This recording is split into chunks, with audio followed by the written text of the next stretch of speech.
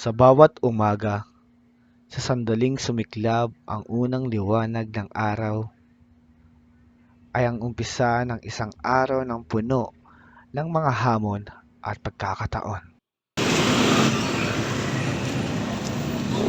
Sa likod ng mga umuusad na sasakyan at ang mga bariyang naglalakad sa langsangan ng bagong silang, matatagpuan ang maliliit ngunit mahalagang negosyo na nagbibigay serbisyo sa komunidad. Isa sa mga ito ang mga vulcanizing shop. Habang ang mga tao ay abalang naglalakbay patungo sa kani-kanilang destinasyon, si Kuya Romel naman ay abalang binubuksan ang kanyang shop para sa mga taong mangangailangan ng kanyang serbisyo.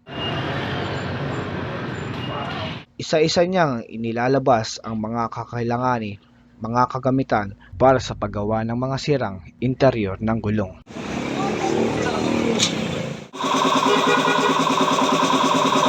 At habang naghihintay ng una niyang customer, ay kinausap na namin si Kuya Romel. Bali, 5 taon na akong ngayon ang vulcanizing dito. Mahirap magtrabaho sa kumpanya kaya nagtayo. Yan, medyo mag-counter ko yung nakita. Dahil lang ko dito para rin sa pamilya. Kailangan na mapag-aaral yung mga anak ko. Kaya kailangan kong pagpatuloy kong shop. Yun lang ang anak buhay kong alam.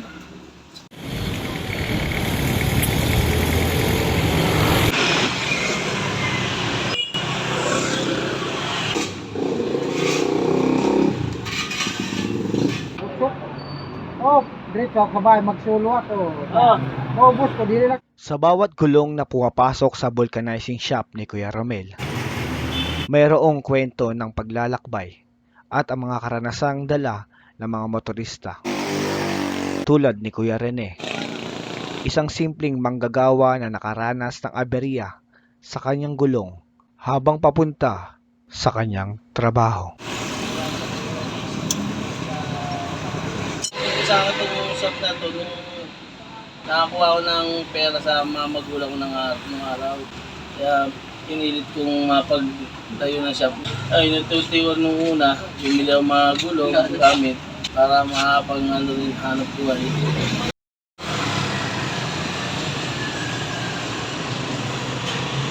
Ayon kay Kuya Romel, ang proseso ng pagbubulkanize ay isang mahalagang hakbang sa pagpapalatili ng kaligtasan sa kalsada.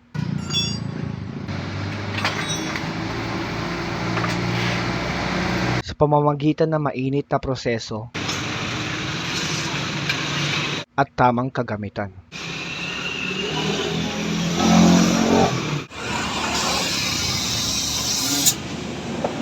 Nagagawa niya na ayusin ang mga butas at punit sa mga gulong na may kalidad at tiyak na matibay.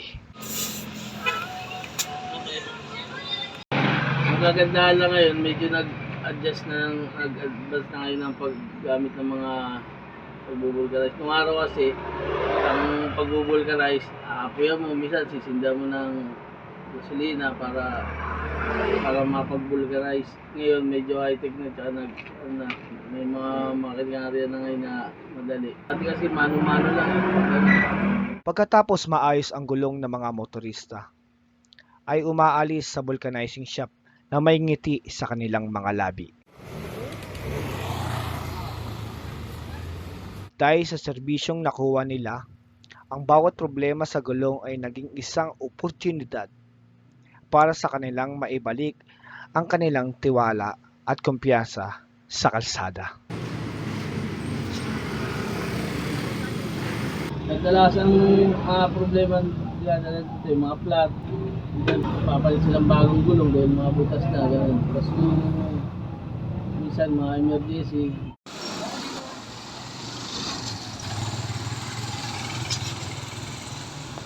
Sa loob ng buong araw, si Kuya Romel ay hindi natitinag sa kanyang tungkulin. Ang gulong, bumili yung gulong bago. Sa bawat pagbomba ng hangin,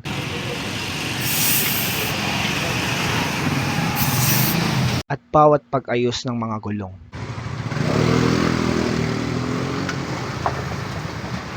Patuloy siyang naglilingkod sa komunidad, nagbibigay liwanag sa daan sa pamamagitan ng kanyang trabaho.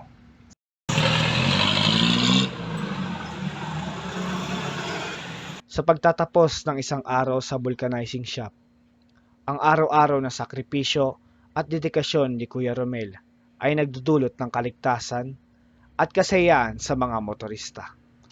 Ang bawat gulong na inaayos ay hindi lamang isang produkto, kundi pati na rin ang simbolo ng pagmamalasakit at serbisyo sa kapwa.